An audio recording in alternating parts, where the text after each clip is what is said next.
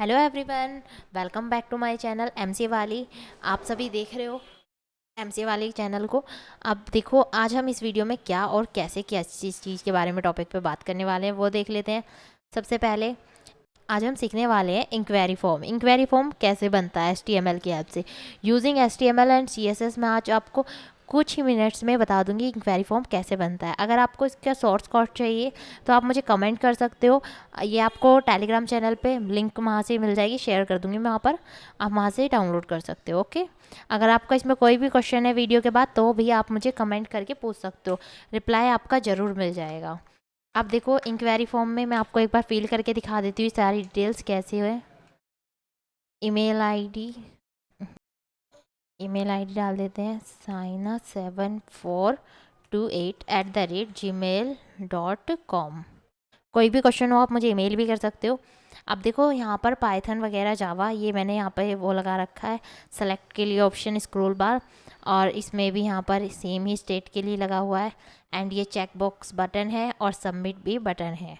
अब देख लेते हैं, इसमें ये मैंने प्लेस होल्डर भी यूज़ करा है पहचान के लिए कि यहाँ पे डालना क्या है। जैसे लाइट ईमेल लिखा रहा है इसे कहते हैं प्लेस होल्डर।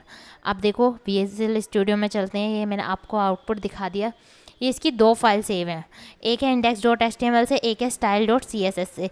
इसमें मैंने एक्सटर्नल CSS का यूज़ किया है। सबसे पहले मैं आपको बता देती हूँ कौन सी CSS यूज़ हुई है, तो एक्सटर्नल CSS यूज़ हुई है। अब देखो, सिंपली सबसे पहले स्टार्ट करने के लिए, ये तो आप बहुत अच्छे से जानते हो कि हमें HTML टैग का इस्तेमाल करना पड़ता है।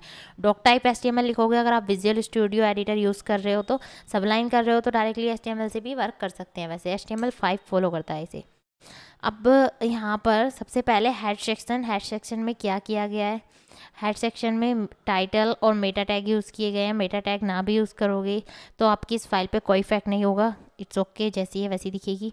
टाइटल में हमने एक लिंक दी है सबसे पहले कि फाइल हमारी कहाँ पर है, और एक इमेज में सोर्स कोड दिया इंक्वायरी फॉर्म पर। अब देखो, यहाँ पर बॉडी का वर्क चालू हो गया। बॉडी में मेन सारा वर्क आता है। इसमें सबसे पहले क्या कर रखा है, सबसे पहले हमने दो डिव बनाए थे। डिव में फर्स्ट डिव को क्लास दिया था कंटेनर। कंटेनर क्या चीज़ है, अब देखो कंटेनर पे इफेक्ट क्या क्या है वो भी चेक कर लेते हैं साथ के साथ। कंटेनर क्लास दी थी, ये बैकग्राउंड है एक तरीके से। Container display flags with the है सिर्फ 100 VAW, और जस्टिफाई सेंटर, जो भी इसमें हम लिखे हैं वो सेंटर में रहे। फॉर्म इसलिए वो पेज के सेंटर में आ रहा है, एक तरीके से बैकग्राउंड तैयार किया गया है। इसके बाद क्या किया है, सेकंड डिव बनाया, और सेकंड डिव में क्या क्या हम किया है, क्लास दे दी है इसे इंक्वायरी फॉर्म सेकंड डिव को, और इसमें फर्स्टली हेडिंग बनाई है इंक्वायरी। ये सबसे ऊपर फॉर्म में है, अभी मैं आपको शो भी करा दूंगी कैसे है। यहाँ पर इसमें एंकर टैग से एक लिंक दी है, वैसे आप चाहो ना भी दो तब भी कोई दिक्कत नहीं है।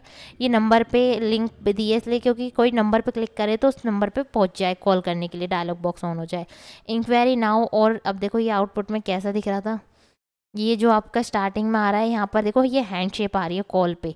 यहाँ पर ये एंकर टैग यूज़ किया है इंक्वायरी नाउ, और पे सिंपल ही वर्क करा हुआ है। यहाँ पर ये रहा, इसमें कुछ नहीं है, नॉर्मल हेडिंग में फर्स्ट हेडिंग बना के टेक्स्ट को इंक्रीज करके लिखा हुआ है, और यहाँ पर एंकर टैग यूज़ किया गया है। ओके, आगे बढ़ते हैं। एंकर टैग को भी एक क्लास दी है, बट इसका मे बी मैंने शायद कुछ यूज़ नहीं किया था। अब आगे इनपुट टाइप बटन, ये आता है मेन। बटन कैसे बनते हैं, इनपुट टेक्स्ट आपको पहले मैं बता चुकी हूँ फॉर्म में, इससे पहले वीडियो में, कि फॉर्म में आप देख चुके होंगे अगर उस वीडियो को देखा है आपने, कि इसमें कैसे हम यूज़ करते हैं टेक्स्ट बॉक्स क्रिएट करने के लिए।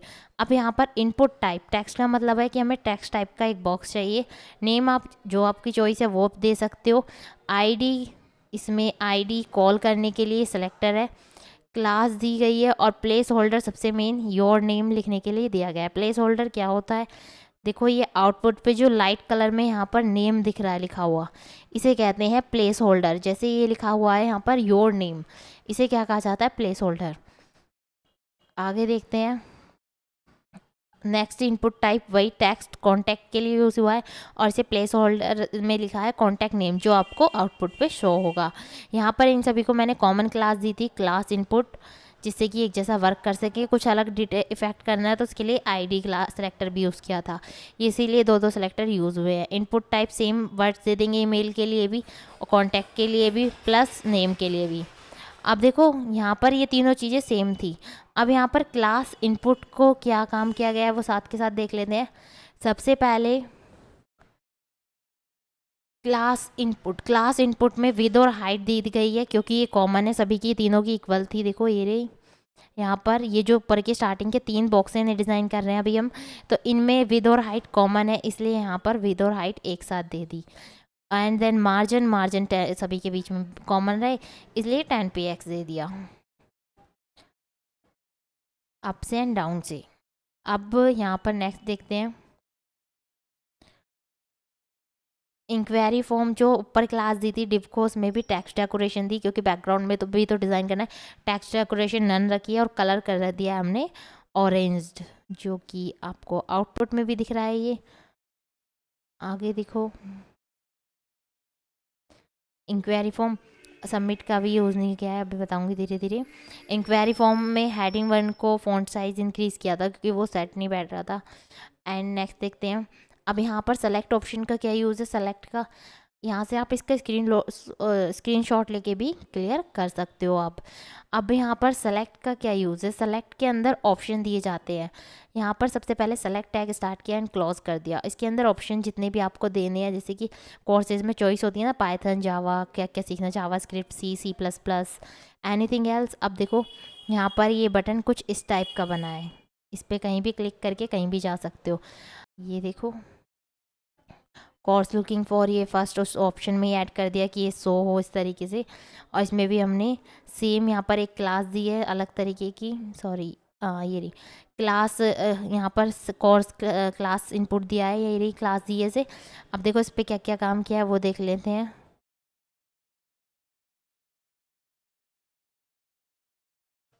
इसके ऊपर कुछ काम नहीं किया था क्योंकि ये सेम ही वर्क है। सेकंड हमने यहाँ पर सेलेक्ट बनाया और ऑप्शन का यूज़ किया है। इसमें भी एक क्लास दी है कि कुछ यूज़ पड़े तो हम इसे शेयर दे सकें, चेंजेस कर सकें। फिर यहाँ पर डिव के अंदर एक और थर्ड डिव यूज़ हुआ है। ये सेकेंड डिव के अंदर एक और डिव बनाया गया है। अब इसको क्लास दी है टर्न। अब ये क्या चीज़ है, यहाँ पर ये बटन बनाने के लिए है। बटन कैसे बनता है, इनपुट टाइप चेकबॉक्स का बटन बनाया। चेकबॉक्स का कौन सा बटन है वो मैं आपको दिखा देती हूँ एक बार। इसे कहते हैं चेकबॉक्स का बटन। ये जो टिक करने का ऑप्शन आ रहा है ना कॉर्नर पर चकोर टाइप का, इसे कहते हैं हम टिक बटन, चेकबॉक्स। चेकबॉक्स का बटन का यूज़ किया है यहाँ पर।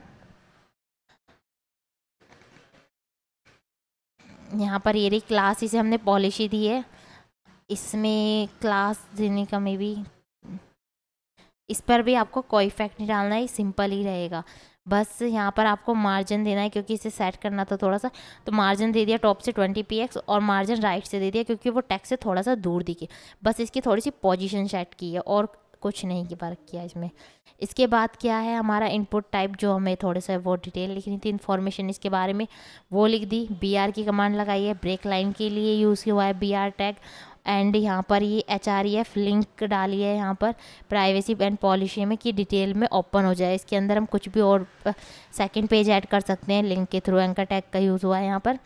फिर एक और बटन बनाया, मेन बटन तो रह ही गया सबमिट। अगर पूरा फॉर्म फिल करने के बाद अगर आप सबमिट बटन ना बनाओ तो कुछ इंटरेस्टिंग नहीं है, क्योंकि सबमिट और रीसेट तो मेन बटन होना ही चाहिए। इसमें रीसेट का बटन तो नहीं बनाया क्योंकि फॉर्म रीसेट नहीं करना है, ओनली सबमिट करना है। तो हमने यहाँ पे एक सबमिट का बटन बनाया और सबमिट के बटन में क्या वर्क किया है, इसे एक सेलेक्टर दे दिया, ID सेलेक्टर सबमिट। अब देखो सबमिट में इफेक्ट डालने थे हमें अलग अलग, तो हमने यहाँ पे सबमिट बटन को कॉल किया। ये आपका सबमिट हैज़ से कॉल करते हैं ID सेलेक्टर को, ये आप जानते हो बहुत अच्छे से, पहले वीडियो में आप सीख चुके हो। आप देखो यहाँ पर मार्जिन दिया है normally 0px 140px, margin top दिया है 20px, मार्जिन बॉटम दिया है 10px एंड पैडिंग दी है। देन कलर दिया है कलर वाइट का मतलब आप समझ गए होंगे फॉन्ट कलर है। और बैकग्राउंड कलर दिया है ऑरेंज, बॉर्डर हमें चाहिए ही नहीं। और ये सबमिट आवर का इफेक्ट क्या होता है, आवर का इफेक्ट क्या होता है, आवर का इफेक्ट होता है जैसे आप उस पर कर्सर रख रहे हैं तो उस पर क्या क्या इफेक्ट पड़े सबमिट के बटन पर। यहाँ पर देखो बॉर्डर दिया है कि वो जब आप उस पर कर्सर रखो या क्लिक करो तो बॉर्डर कैसा है, 1px का सॉलिड ऑरेंज कलर का ही है, क्योंकि इसमें बाय डिफ़ॉल्ट बॉर्डर अलग आए थे। ये देखो अगर इस पर क्लिक कर रहे हैं तो सिर्फ ओनली आपको बॉर्डर दिख रहा है। ये वाइट कलर का टेक्स्ट है, ऑरेंज कलर का हो रहा है आवर के इफेक्ट से। आवर का इफेक्ट अलग तरीके का होता है, ये मेरा फेवरेट है। कलर अभी मैंने आपको दिखा दिया ऑरेंज और बैकग्राउंड कलर ट्रांसपेरेंट की बैकग्राउंड कलर हट जाए। जब हम उस पर क्लिक करेंगे तो वो बैकग्राउंड कलर वहाँ से हट जाएगा। ऑप्शन चेक मैंने आपको बता चुकी हूँ, पॉलिशी भी बता दिया है, सबमिट भी, क्लास इनपुट भी बता दिया है। क्लास इनपुट का आई थिंक क्लास इनपुट का क्या यूज़ था, देखो यहाँ पर एक क्लास दी है सभी में कॉमन। क्लास इनपुट को इसलिए कॉल की गई थी क्योंकि हमें इसमें कुछ चीज़ें चेंज करनी थी। तो यहाँ पर विद और हाइट देनी थी एंड मार्जिन, ये भी मैंने आपको बता दिया है। इंक्वायरी फॉर्म हेडिंग, आप चाहो तो इसका स्क्रीनशॉट ले सकते हो आराम से तसल्ली से। ये पूरा टेक्स्ट आपका क्लियर हो गया होगा। अब देखो ये स्टार क्या है, ये भी मैंने नहीं बताया। स्टार क्या होता है, ये स्टार होता है यूनिवर्सल सेलेक्टर। जो CSS की प्लेलिस्ट है उसमें आपको ही डिटेल में मैंने बताया था, स्टार यूनिवर्सल सेलेक्टर है।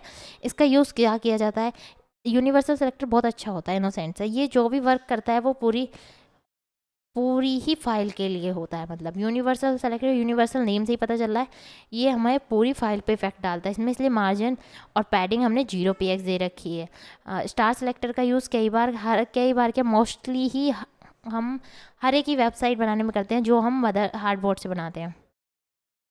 बॉडी का क्या यूज़ है, बॉडी में बैकग्राउंड कलर दिया है ब्लैक। बैकग्राउंड कलर दिया है हमने ब्लैक और कलर दिया है वाइट। ओके आप इसका स्क्रीनशॉट लो और एक बार ट्राई करके देखो। ये आपका एज अ फॉर्म के लिए प्रैक्टिस टेस्ट भी हो जाएगा और आपकी प्रैक्टिस भी हो जाएगी। यहाँ से आप इसका आराम से तसल्ली से स्क्रीनशॉट ले लो और इसे ट्राई करके देखो। अगर आपको ये थोड़ा सा भी यूज़फुल लगा हो तो चैनल को सब्सक्राइब और वीडियो को लाइक कर दें। Thank you for this watching video.